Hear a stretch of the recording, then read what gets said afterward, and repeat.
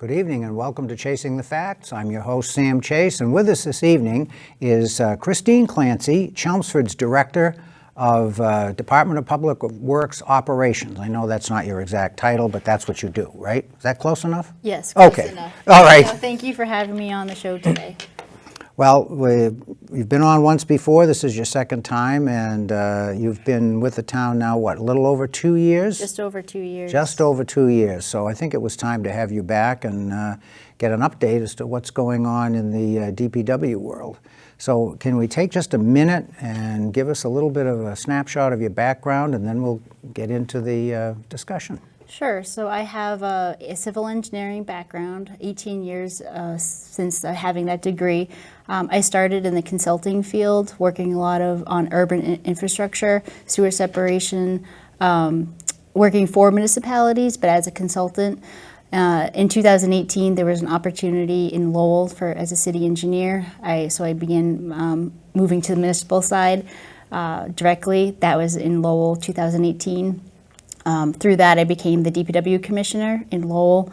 And then just 2 years ago, an opportunity arose here in Chelmsford. I'm a resident of Chelmsford. I thought it'd be an exciting opportunity, so I applied, and I am now here in Chelmsford, and that's been 2 years. It's been 2 years, and are you still excited? Still excited. Oh, good, good. That's good. And I think it's been somewhat, I think, transformational to have you with us because, and we were talking a little bit off air about this, one of the things that I've noticed as a resident looking in is that your focus as director of DPW operations seems to be very engineering oriented, which makes perfect sense given your background. And I would also probably say, based on your experience that you had in Lowell, relative to the Chelmsford operations versus Lowell operations, is there much of a difference, or is it just scope or size of operations? Is it pretty much the same situation in both? Sure, yeah, so there's definitely similarities between the communities, and I've worked, even on the consulting side, I was a consultant, but I really worked hand in hand with a lot of other, like Cambridge DPW, Somerville DPW, so I've seen other DPWs in their engineering departments and how they function. I think since I've been here too, it's not, we've had a lot of new staff. So we have a new town engineer, well, as of 2 years. Tony Rapucci, he has a very strong civil engineering background. So I think he also brings a lot of that engineering expertise to the town. We have an assistant town engineer, Trevor Collins, also came on about 2 years ago. So I think that is part of also the transformation, is some of the new staff that have come on. And also just through facilities, we have Matt Schweitzer. He started just over, actually about 2 years, but just as the director for facilities a year ago. He has an architectural background in working also with on the consulting side. So I think it's also been a transformation over the past few years just from the staff that's come in as well. I have a great team of people, and then there's people that have been there prior to when I've been there. And Joe Erickson's a highway superintendent. He has great knowledge of the town, and he's amazing. He'll get any job done. So I think we have a really good team. I do still talk a lot with other communities, especially Lowell. We share, they have a vendor resource. So I think it's, there's a lot of similarities, but then I think Lowell it's just a bigger, bigger community, but similarities, I would say. Well, I would say obviously that was very good background, for you to come into Chelmsford and take over our operation. One of the things that, in talking with townspeople, people don't generally understand the total scope of what you're managing and the span of control of operations. So why don't we just take a minute and maybe you can step us through the various operations, and actually I would say operating departments within your department. Is that an accurate statement? Yes, I call it, divisions. So technically division, word. But we have various divisions. So we have the highway department.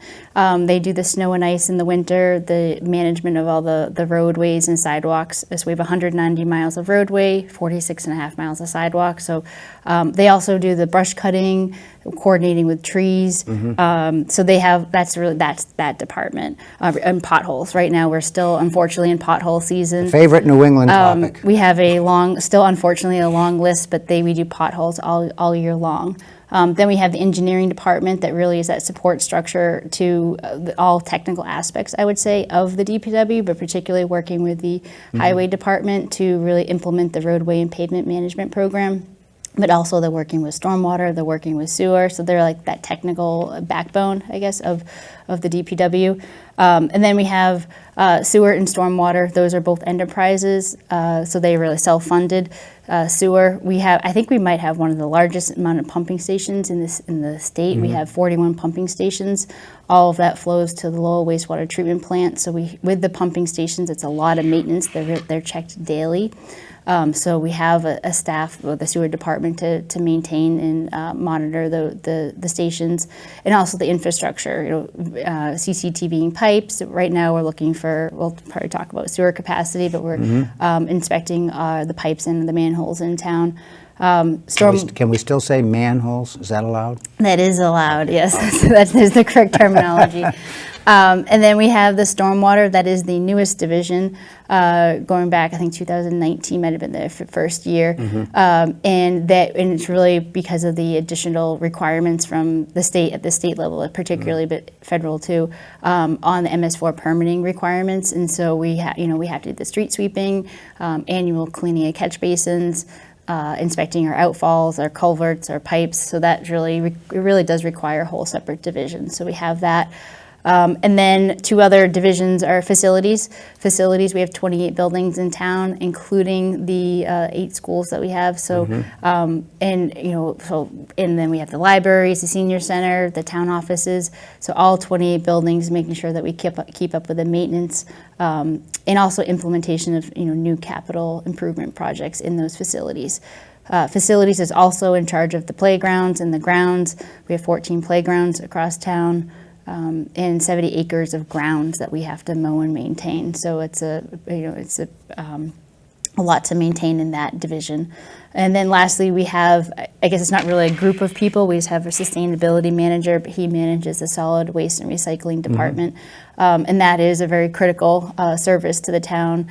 Just last year, we have renewed have a new contract with E.L. Harvey for trash and salt and recycling pickup, curbside waste. When we have the household hazardous events, that's all part of that division. How has that worked out, the new contract? So I think it's going relatively well. Obviously, I think there's always some hiccups along the way. You always have startup problems. Yeah. What we do have is we have the new app. We launched just over a year ago. If people don't have it, it's called Chelmsford Recycle. You can get it on your iPhone or Android phone. It's a free app. That's where we have the latest information. We do put information on our social media and our website, but especially if there's a delay. If we know there's a delay, sometimes it could be from, we've had instances if there's a fuel leak in a truck, or if a truck breaks down. If we know that truck is not going to be able to finish its route, we can put out a message through that app. And that app goes right to your phone or to your email. You can set up how you want to receive that. That's fantastic. And if people want to get that app, what should they go? So they go onto the town website? Well, you can go to the town website on the DPW, but really what you do is to download the app, you go into your, I have an iPhone, so I would go into the iPhone store, you search Chelmsford Recycle, and it comes up as an app to download. Okay. It's free. You can also do the same through the Android store. Exactly. I think it's called the App Store. Yeah. I've actually downloaded a few myself. Good. Even at my age, folks, I can do that. I'm not as good as the younger people, but I can do it. Talk a minute about stormwater, because that's a relatively new function. I mean, you always obviously did do some maintenance for catch basins and stuff before that, but that was a very controversial thing when it came in, because it was a federal, as I understand it, now correct me if I say anything wrong here, federal and state mandated. Yes. Right? And we had to appropriate funds in town meeting. And there was quite a very heated discussion about that, because of course people don't want to spend money. We understand that.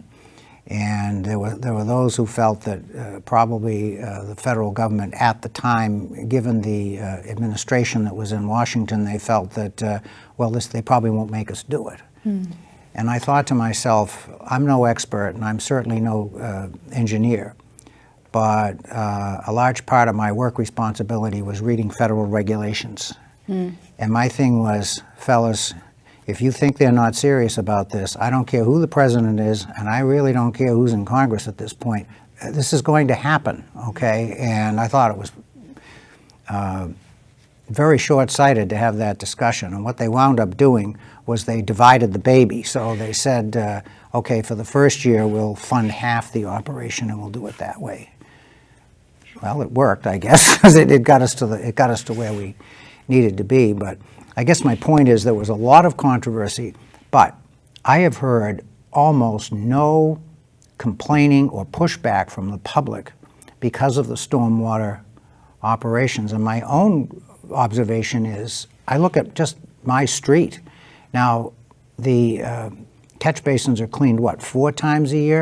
Once, I mean, sometimes we do go out to certain sites and clean them out more frequently, but really it's once. We have almost 5,000 catch basins, so it's typically once a year. Okay. As our goal, but I must have a tough street because they're there all the time. So we do have some areas Yeah. we return to, because if a catch basin's getting half full or full, that's where we want to clean it. So, I mean, all 5,000, we try once a year. Okay. I think before, I don't know if we reported more, but we really, if we can do more than once a year, that'd be great, but with the resources we have, and that's really what's required, committing to, or I believe once a year. So you know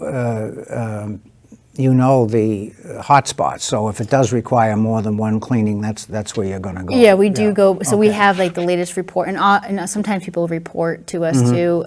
So if we see something, we can go back out to areas and monitor, especially some of the low points. But we have 5,000 catch basins in town. Wow. Approximately, that is one of our, so since having a newer team, we also have Rob Wood as a stormwater superintendent. He's been with us for almost a year. We really are trying to map out the system and really update the system so it's accurate in GIS, get an accurate count of the catch basins that we have across town, making sure we understand the connectivity of catch basins, the number of outfalls. I think when I first got here, looking at the annual report, it said we had 215 or 250 outfalls, culverts. We actually have over 325 culverts. Just culverts alone, never mind miles of pipeline, that's a lot. So in maintaining infrastructure for stormwater. I guess I look at stormwater, and I think there has been pushback in other communities as Oh, it yes, hasn't been definitely. perceived as a utility, and it really has to be seen as a utility. So people pay for the gas, their water, their electricity, their sewer. Now people have to pay for the stormwater. So stormwater should be that's how I see it. I see it's a utility because we all want to have clean waters, and that's part of, I guess, our job is to make sure that we do street sweeping at least twice a year, sometimes more. The catch basins at least once a year. And then also we do outfall sampling and culvert inspections just to make sure that infrastructure is maintained. Well, it's like anything else. Again, we said it was controversial and people don't like change, but the way I look at it, to me, it's one of these things that we probably should have been doing 40 years ago, right? Probably. Yes, and if we had been doing it 40 years ago, maybe we wouldn't have some of the problems we have today. So that whole stormwater situation was fascinating to me, and of course the way it's funded, and you alluded to it a minute ago, along with the sewer, it's an enterprise fund. So for the folks that are watching who may not know what that means, self-funding, it means that it's a fee-based service. So it's not on the usage is not on your tax rate. Correct. It's in your sewer. It comes in your sewer bill, but it is technically a stormwater fee. It's twice a year billed. We have a residential rate, and then we actually have a tiered structure based on your for commercial, based on your the size square footage of and impervious surface. Yes. Surface, which would include roof as well as. Yeah, it's your whole parcel. All right. Yeah, I could see where that would get rather expensive for some of these commercial operations. Right, and I guess advocating to maybe, because you can, I guess, have reduce your bill if you have more of a pervious area. Now, what about, I do know that some businesses, in anticipation, I guess, or just doing the right thing, several years ago before we started with the municipal stormwater management, I know some enterprises did their own stormwater control. We have a couple of those in Chelmsford, I think. Now, how does that, I mean, if a business did that, they're still required to, they're still subject to the local law. Is that correct? Yes. Yeah. So, I mean, we do ask for any, during site plan reviews or any developments, that they submit their stormwater reports, how they're going to manage their water on their site. And then any compliance reports, we do ask that they submit those reports to us annually. Okay, that's good. So we've done stormwater. Let's talk a little bit about sewer. This is kind of a hot button for the last couple of years in town because we're at a point of either we have or we're very close to reaching our maximum capacity. The sewer is, for Chelmsford, is done by Lowell. Yes. Okay, so can you talk a little bit about that, where we are? We do, I think it was about 2 years ago, actually just when I was coming on board, we were towards the end of our moratorium. We had a sewer moratorium in place. Going back a few years ago, we hit capacity. And really our sewer system, I mean, it is it's a relatively new sewer system compared to some other communities in the state or in New England. So we shouldn't have that much infiltration or inflow. We do have some, and so anything that goes into the the sewer system goes to Lowell. We do see a correlation in higher groundwater and higher rain. When it rains during a month, we actually see an increase in flow. So that's how the data is telling us that there is some infiltration and some inflow in the system. Now, where does that come from mostly? So a lot of it probably comes from our manholes because our pipes are, we did an inspection, about 12% of our community we inspected just to see if we could find if it was in join set pipes. We're finding it's mostly at manholes. So as we find manholes, we put them on the list to line them to basically kind of regain some of that capacity. We also have a larger project where we plan to line 200 of them later this fall. Also, we think that there's we believe, and a correlation between some pumps. Some pumps should be connected to the storm drain or discharging to your backyard. A lot of them are likely connected to the sewer. That's technically not permitted. So we want to get that inflow out of the sewer and redirected. So we do have a pilot program going on right now to identify some locations and then try to find a way to resolve it, and potentially connecting either to a storm drain or finding some other, could it go to a dry well, to be determined. So we're right now at a point where for short term and even midterm is we're trying to find ways to reduce the amount of inflow and infiltration in the system because the data is showing it is there. Longer term, I mean, the thing is we're at capacity. If you look at, we're 3.01 million gallons a day. Tingsboro does have some of that because it was years ago we did sell off. We sold the capacity, right. And we can't get it back. We've reached out to Bill Ricca to see if they had any capacity. I think going back a year or two ago, they don't have any capacity to sell to us. Lowell, also, they're largely combined sewer still. So they have some requirements from the EPA to do some sewer separation. They're not in a position right now to sell capacity to us. So we're really stuck right now on what do we do. So short term is seeing how we can remove some of the infiltration inflow from our sewer. We do have to allow for development to continue, we do have a sewer capacity restriction, or we have a sewer capacity restriction policy on our website. We also have a sewer credit policies that allows commercial development to purchase capacity if they need added capacity. But long term, we're going to. Someone else would have to give up their capacity. Well, so we're trying to create that bank per se Right. through the II program. So if we can, so just as an example, about a month ago, we found 4 manholes throughout town, and it ranged from 3 gallons per minute to 8 gallons a minute of just constant. That's a lot. So when you Yeah. do the math, it ended up being about, I think it was like 14,000 gallons, because on infiltration, you can only really take 50% capacity. So it was about 14,000 gallons put back into our, removed from the system. So that could go towards the sewer capacity. Okay. So longer term, we're going to have to do, look elsewhere. The only other idea was to see if there's any potential to connect to the MWRA. not necessarily saying we're going to do that, just understand, is it even feasible? Because right now we don't know if it is feasible. We do through ARPA have a study that will be funded, is funded. We just have to move forward with the proposal process just to see if it's feasible. Could we connect? The closest being Burlington or Bedford is what would it cost to connect? About 10 years ago, there was a look at could we have a wastewater treatment plant in town.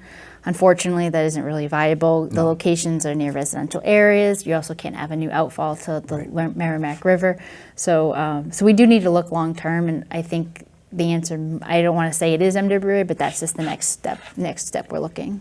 Well, I mean, just as a matter of being responsible, you have to look at that. I mean, I know there's downsides. I mean, first of all, the rates are very high compared to what we have to pay here in Chelmsford, but still, I mean, you have to do that. So I'm glad that the town is doing that.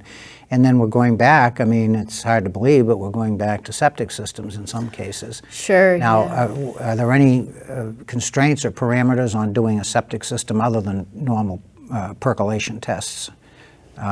So a lot of the town is under a Zone 2 aquifer protection, and so the Board of Health reviews permits, for septic that actually falls outside of DPW, and also the water districts will review that. That and makes I know perfect they sense. have sometimes they have reservations on having a septic system within aquifer Zone 2 because they're trying to protect the drinking water. So that is a concern too potentially. Or it's something that's looked at as part of the review process. Well, it should be. And I can remember years ago when my wife and I went down to Philadelphia and she was studying for a master's degree in history. And we were doing the tour in old Philadelphia. And we were at Ben Franklin's residence. Now, we all know how smart Ben was, right? But old Ben had his latrine right next to his well. And I remember saying to my wife, that explains a lot, as far as the prevalence of disease is concerned in that time frame. So, so we do have to be concerned about things like that. So that's good. I'm glad that that's being looked at. It's almost ironic because there are people in town that, of course, oppose any kind of development, and if you don't have a municipal sewer, that acts obviously as a constraint on your development, and of course. When we got the sewer, that's when we started to get the development. Now we're under some more constraint, but we're still having to manage the development. So that's a tough situation. You touched a minute on ARPA. Let's talk a minute about that because I have to give the select board or the town manager, whoever made the decision, a lot of credit here. Somehow you wound up managing that process. Yeah, I'm not sure how. Well, I think probably a lot of it's DPW and engineering focused. I mean, that would be my guess as to why you got it.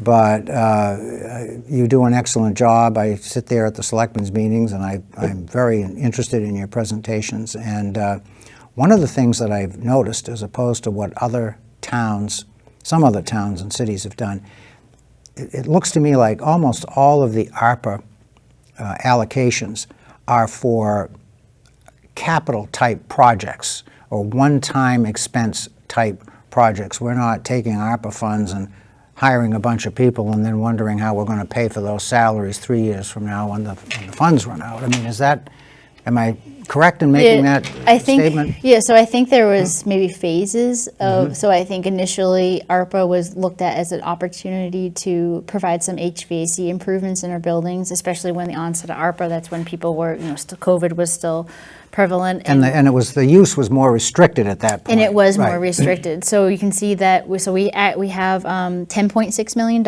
allocated from ARPA, which is great to have that ability. It's essentially these funds that we don't have every year. It was over a several year period, but that's a lot of money we can put into our infrastructure. And we're treating it as one-time money. And that's what we're doing. Right. So I do provide a monthly report because it's important to track progress. And color-coded. It's important to track progress so there's a couple dates that are important. Is this December, we have to allocate all of the money. And so if you don't have, if you have a project and you don't use all the money, the way I interpreted it is that if you have leftover money and it is after this December, you can't reallocate that to another project, and it's essentially lost. So we're trying to use every single dollar we possibly can on projects. So that's why we're trying to track not only the procurement of a project, but how the implementation of it and the invoicing of it. The next deadline is December of 2026. That's when you have to have all projects closed out, paid. You're completely done. So it's good that we have a couple of years to spend the funds. But this December is a very critical date, because if there's any movement, I'm more worried about, I guess, us not if we find that we bid a project and then we don't spend all the funds. If we have extra funds, we can't reallocate it after come this December. So we're trying to get as much work as we can done right now, and more like some of these one-time improvements. HVAC is what we started with. There's been more recently of an effort in drainage, because we have with all the rainfall we received last year, there's just so many drainage needs that popped up. So a lot of those projects are actually we just are awarding them right now, and just beginning them. So those will start this summer. There's a lot, and I think so. We still have about $750,000 to reallocate. To allocate to projects, but that's of 10.6 million. We've come along. We're managing, I think, that pretty well. And I think the choice of projects has been right on target, and that'll serve us well in the out years. So, Christine, the half hour goes quickly. We've got about 3 minutes left. Can you touch just a little bit on priorities going forward? Sure. So in terms of, right now we have so many projects, so it's great to have the ARPA money, but then the ARPA money is also, all those projects have to be implemented. So right now we're very much focused on procurement. We don't have a separate procurement department. The procurement is with the division, so we do a lot of procurement. So making sure that we kind of get those meet those procurement requirements, and also get those projects out the door. That's really, I guess, my more immediate priority. We do have a position open in our facilities department for a project manager. We recently, I think we're looking at how to maybe fund or how to structure that job right now. It's been open for some time. We just haven't been able to fill it with the right person. So there's a lot of projects that we're trying to implement, to get through design and implement. This is a number of projects. So I think for a short term or even midterm is just making sure the projects that we have through ARPA, through either past capital or capital that's about to, this upcoming capital, just trying to make sure we implement them and implement them right. That's an immediate focus. We talked about sewer capacity. That is, I think, one of the most critical needs that we're trying to understand. And so I think the MWRA feasibility study is important. Also, this year we are being required by DEP to do a smoke test pilot to basically essentially smoke test from the street our system, and then if you see smoke come out inside buildings, it's going to be an interesting process. Doesn't mean you're on fire, folks. That will be involved with the fire department. That will show that there's some illicit connection. So that's something that we're being mandated to do. So I think sewer is the top of my mind, and also make sure we have the right resources for the procurement and the implementation of the projects. A couple other things is in terms of stormwater, and then just making sure we also have a strong understanding of our stormwater infrastructure and just mapping that. I think we have a good understanding. I just want to have it mapped out in our GIS system. Who's your stormwater engineer? Is it still? So Courtney Thompson right, is our engineer. They work a lot with engineering. Engineering is really that technical backbone. We also have Nathan Walker. He's our GIS manager, and Rob Woods, our stormwater superintendent. It's the other one thing with that I attend the tree committee monthly. I think You're the tree warden, aren't you? Tree warden too, yeah. So maintaining or trying to replace our tree canopy, that is becoming more alarming if you look at, go back 10 years. So I think that is also important. One other thing, we implemented this in-house CDL program recently to try to attract or promote people within for CDL. So I think that's been a good addition. Commercial driver's license. Yes, commercial driver's license. We are competing with other UPS and other Absolutely. companies. Christine, we're out of time. I Out of can't time. believe it. We could do an hour easily. So Sure. I'm going to have you back. Don't worry. All right. Well, Thank you thank very you. much for being with us, and I know you have another event that you have to get to.